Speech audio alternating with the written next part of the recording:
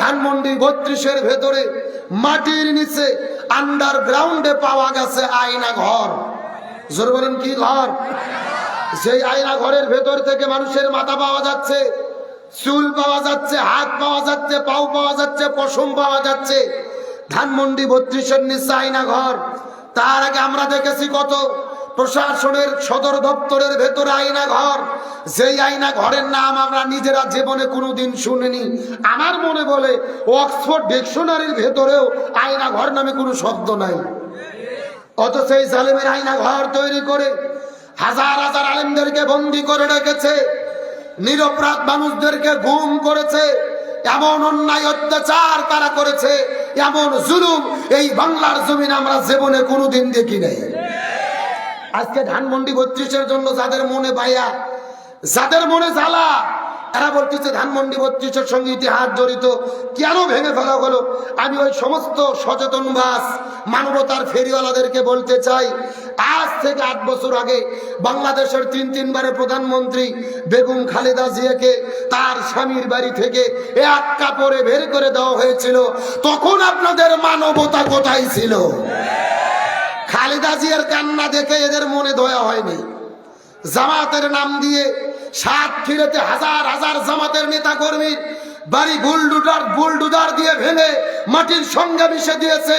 তখন তোমাদের মানবতা কোথায় ছিল? তার মানে অন্যান্যদের বাড়ি ঘর মাটিতে মিশে দিলে এদের দয়া হয় না। ধানমন্ডি ৩২ ভাঙলে মনের মধ্যে দয়া মায়া মোহাব্বত আশেক জাগে। তার মানে বোঝা গেল এরা হলো স্বৈরাচারের দোসর। আমি মনে করি, শোনেন, এই যে ধানমন্ডি ৩২ ভাঙা হয়েছে হাসিনা পালিয়ে যাওয়ার পরে, ছেলেবেলে কি ৫ তারিখে ধানমন্ডি ৩২ ভেঙেছিল? ভাঙেনি। ২ দিন আগে কেন ভাঙলো? দিল্লি থেকে হাসিনা ষড়যন্ত্র করতে করতে ছাত্রদেরকে যখন উস্কে দিয়েছে, তখনই ছেলেদের মাথা গরম হয়ে গেছে, মাটির সঙ্গে ধানমন্ডি ৩২ মিশে দিল। তার মানে বোঝা যায় এর পেছনে দায়ী হলো স্বৈরাচার হাসিনা। ও যতক্ষণে চুপচাপ বসে থাকতো, ধানমন্ডি ৩২ ছেলে পেলে ভাঙতো। কয়টা অপকর্মের কথা বলবেন? বাংলাদেশের একজন মেজর বজলুল হুদা নাম আপনারা শুনেছেন। এই মেজর বজলুল হুদাকে স্বৈরাচার হাসিনা জেলের মধ্যে ঢুকে নিজে হাতে জবে করে হত্যা করেছে। যেই ঘটনা শুনলে শরীরের লোম দাঁড়িয়ে যাবে। কাক্ষেপ কি? মেজর বজলুল হুদা নাকি বঙ্গবন্ধুর হত্যাকারী ছিলেন। ওই কারা কর্তৃপক্ষ জেলখানার ভেতরে 12টার দিকে ফাঁসি দেওয়ার কথা, 11টার দিকে তিনি জেলে ঢুকে জেলখানার বাতি বন্ধ করে অন্ধকার করে দিয়ে তিনি নিজে হাতে বজলুল হুদাকে জবে করেছেন। পরের দিনে বজলুল হুদার লাশ যখন চুয়াডাঙ্গা গেল, এলাকার মানুষেরা বজলুল হুদার লাশকে যখন গোসল করাতে গেছে, দেখে গলার মধ্যে কাটা। ডাক্তারকে নিয়ে এসে মেডিকেল টেস্ট করেছে। ডাক্তাররা বলেছে এই কাটা তো ফাঁসি দেওয়ার কাটা না, ফাঁসি দিলে গলা কেটে যাওয়ার কথা না। এই কাটা দেখে বোঝা যায় তাকে জবে করে হত্যা করা হয়েছে। 10 জন মানুষ যদি আপনাদের পাবনা শহরের দারুল আমান ট্রাস্টের গেটে গিয়ে নারায়ে তাকবীর আল্লাহু আকবার স্লোগান দিতেন, কিছুক্ষণ পরে পুলিশ এসে গোলাগুলি শুরু করত। আর যদি এইরকম তাফসীর মাহফিল করতে চাইতেন, ডিসি অফিস, এসপি অফিস, এলাকার ছুটকে ফাটকে নেতা আর তেলতেলা গোয়েন্দার বাড়ি ঘুরতে ঘুরতে অন্তত 6 জোড়া করে স্যান্ডেল ক্ষয় হতো। তারপরও দেখা যেত এক নেতার নাম পোস্টারে দিলে আর এক নেতার মন খারাপ, আর এক নেতার নাম পোস্টারে দিলে আর এক নেতার মন খারাপ। ওদের নিজেদের মধ্যে কুকুরের মতো কামড়া কামড়ির কারণে হাজারো কোরআনের মাহফিল বাংলাদেশে বন্ধ হয়েছে। যে আল্লাহ তাআলা নতুন স্বাধীন একটি দেশ আমাদেরকে দান করলেন, আমরা খুশি না বেজার? চিৎকার করে বলেন তো দেখ আল্লাহু আকবার। ওই স্বৈরাচার ভারত থেকে বাংলাদেশে এসেছিলেন মূলত বাংলাদেশ থেকে ইসলাম এবং মুসলমানদেরকে শেষ করে দেওয়ার জন্য। তার ধারাবাহিকতায় গত 16 বছরে আমরা দেখেছি বাংলাদেশের শিক্ষা ব্যবস্থার মধ্য থেকে কোরআন হাদিসের শিক্ষাকে কেটে দিয়ে তারা ঢুকিয়ে দিয়েছিল বান্দরের শিক্ষা।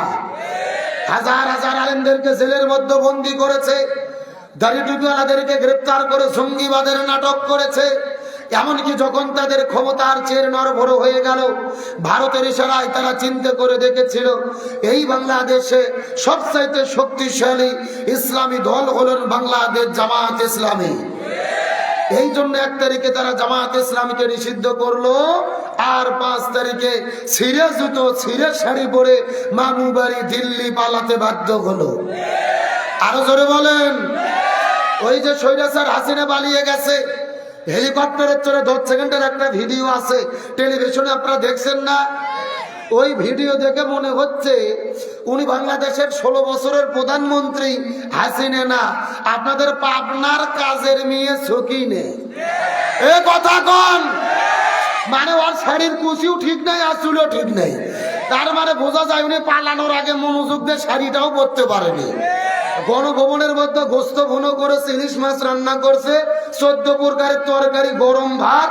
আল্লাহর কি খেলা, আল্লাহ খাওয়ার পর্যন্ত টাইম দেয়নি। এ জোরে বলেন, এগুলো কার ফায়সালা? আল্লাহ তাআলা বলেন আমাকারু আমাকারাল্লাহ আল্লাহু খায়রুল মাকিরিন। তারাও ষড়যন্ত্র করে, আল্লাহ কৌশল অবলম্বন করে, কার কৌশল বিজয়ী হয়? আল্লাহ বলছেন ইয়াকিদুনা কায়দা ওয়া আকিদু কায়দা, তারাও কিছু কায়দা কৌশল করে, আল্লাহরও কিছু কায়দা কৌশল। 16 বছরে আলেমদের বিরুদ্ধে ষড়যন্ত্র করেছে, আলেমদেরকে দেশছাড়া করেছে, আলেমদেরকে ফাঁসির দড়িতে ঝুলাইছে। আল্লাহর কি খেলা, ওরা বিদায় নিয়ে চলে গেছে, আর তাদের বাড়ি ঘর ধানমন্ডি 32কে ছাত্র জনতা বুলডোজার দিয়ে মাটির সঙ্গে মিশে দিয়েছে। কার ফায়সালা? এ কার খেলা? অনেকের মনের মধ্যে, এ ছেলে দাঁড়াও, পরে পরে বহু টাইম আছে, আগে শোনো। এই ধানমন্ডি 32 ভেঙে ফেলেছে, অনেকের মনের মধ্যে খুব ভালোবাসা জেগেছে। ধানমন্ডি 32কে কেন ভাঙা হলো, মাটিতে কেন মিশে ফেলা হলো? অথচ আজকে নিউজের মধ্যে দেখলাম এই ধানমন্ডি 32-এর ভেতরে মাটির নিচে আন্ডারগ্রাউন্ডে পাওয়া গেছে আয়না ঘর। জোর বলেন, কি ঘর? সেই আয়না ঘরের ভেতর থেকে মানুষের মাথা পাওয়া যাচ্ছে, চুল পাওয়া যাচ্ছে, হাত পাওয়া যাচ্ছে, পাও পাওয়া যাচ্ছে, পশম পাওয়া যাচ্ছে। ধানমন্ডি 32-এর নিচে আয়না ঘর। তার আগে আমরা দেখেছি কত প্রশাসনের সদর দপ্তরের ভেতরে আয়না ঘর। যেই আয়না ঘরের নাম আমরা নিজেরা জীবনে কোনোদিন শুনিনি। আমার মনে বলে অক্সফোর্ড ডিকশনারির ভেতরেও আয়না ঘর নামে কোনো শব্দ নাই। অথচ এই জালেমের আয়না ঘর তৈরি করে হাজার হাজার আলেমদেরকে বন্দী করে রেখেছে, নিরপরাধ মানুষদেরকে গুম করেছে। এমন অন্যায় অত্যাচার তারা করেছে, এমন জুলুম এই বাংলার জমিন আমরা জীবনে কোনোদিন দেখি নাই। আজকে ধানমন্ডি 32-এর জন্য যাদের মনে বায়া, যাদের মনে জ্বালা, এরা বলতেছে ধানমন্ডি 32-এর সঙ্গে ইতিহাস জড়িত, কেন ভেঙে ফেলা হলো? আমি ওই সমস্ত সচেতনবাস মানবতার ফেরিওয়ালাদেরকে বলতে চাই, আজ থেকে 8 বছর আগে বাংলাদেশের 3 বারের প্রধানমন্ত্রী বেগম খালেদা জিয়াকে তার স্বামীর বাড়ি থেকে এক কাপড়ে বের করে দেওয়া হয়েছিল। তখন আপনাদের মানবতা কোথায় ছিল? খালেদা জিয়ার কান্না দেখে এদের মনে দয়া হয়নি। জামাতের নাম দিয়ে সাতক্ষীরাতে হাজার হাজার জামাতের নেতা কর্মীর বাড়ি বুলডোজার দিয়ে ভেঙে মাটির সঙ্গে মিশে দিয়েছে। তখন তোমাদের মানবতা কোথায় ছিল? তার মানে অন্যান্যদের বাড়ি ঘর মাটিতে মিশে দিলে এদের দয়া হয় না। ধানমন্ডি 32 ভাঙলে মনের মধ্যে দয়া মায়া মোহাব্বত আশেক জাগে, তার মানে বোঝা গেল এরা হলো স্বৈরাচারের দোসর।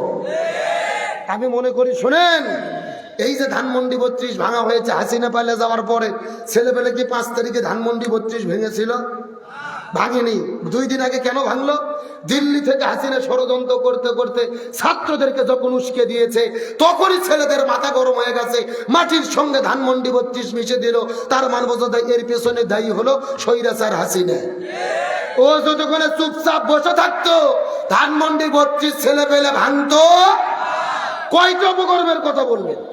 বাংলাদেশের একজন মেজর বজলুল হুদা নাম আপনারা শুনেছেন। এই মেজর বজলুল হুদাকে স্বৈরাচার হাসিনা জেলের মধ্যে ঢুকে নিজে হাতে জবে করে হত্যা করেছে। যেই ঘটনা শুনলে শরীরে লোম দাঁড়িয়ে যাবে। কাক্ষেপ কি? মেজর বজলুল হুদা নাকি বঙ্গবন্ধুর হত্যাকারী ছিলেন। ওই কারা কর্তৃপক্ষ জেলখানার ভেতরে 12টার দিকে ফাঁসি দেওয়ার কথা, 11টার দিকে তিনি জেলে ঢুকে জেলখানার বাতি বন্ধ করে অন্ধকার করে দিয়ে তিনি নিজে হাতে বজলুল হুদাকে জবে করেছেন। পরের দিনে বজলুল হুদার লাশ যখন চুয়াডাঙ্গা গেল, এলাকার মানুষেরা বজলুল হুদার লাশকে যখন গোসল করাতে গেছে, দেখে গলার মধ্যে কাটা। ডাক্তারকে নিয়ে এসে মেডিকেল টেস্ট করেছে। ডাক্তাররা বলেছে এই কাটা তো ফাঁসি দেওয়ার কাটা না, ফাঁসি দিলে গলা কেটে দেওয়ার কথা না। এই কাটা দেখে বোঝা যায় তাকে জবে করে হত্যা করা হয়েছে।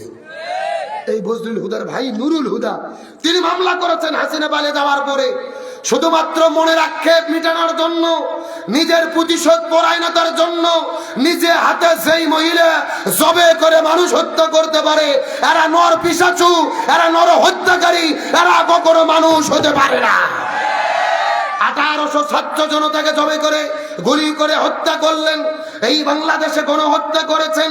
সুতরাং পরিষ্কার করে বলি, আমাদের প্রিয় ভাই আবু সাইদ ওই রংপুরে বন্দুকের কাছে বুক পাতিয়ে দিয়েছে, গুলি করে হত্যা করেছে। চিৎকার করে আবু সাইদ বলেছিল, আমার মনে দারুণ ঝড়, বুক পেতেছি গুলি কর। একে একে 4টে গুলি করে হত্যা করেছেন। মুগ্ধ ভাই পানি বিতরণ করতে গেছে, গুলি করে হত্যা করেছেন। 1700 ছাত্র জনতাকে গুলি করে যারা হত্যা করলেন, ওই গণহত্যার মহানায়িকা স্বৈরাচার হাসিনাকে ইন্টারপোলের মাধ্যমে ভারত থেকে বাংলাদেশে গ্রেপ্তার করে এনে প্রকাশ্য দিবালোকে তাকে ফাঁসির দড়িতে ঝোলাতে হবে। এই মতের পক্ষে কারা কারা একমত, দুটি হাত আল্লাহকে তুলে দেখায়।